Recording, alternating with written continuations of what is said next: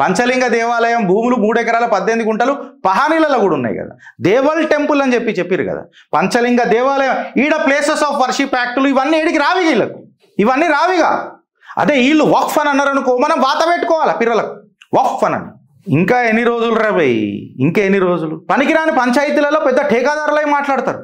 Collector उनसे बात कर रहे, कलेक्टर उनसे बात कर रहे. हम भी बात करें भाई, हम भी बात करें, रिप्रेजेंटेशन दे के है, आपके हाइड्रा कमिश्नर को भी दिए.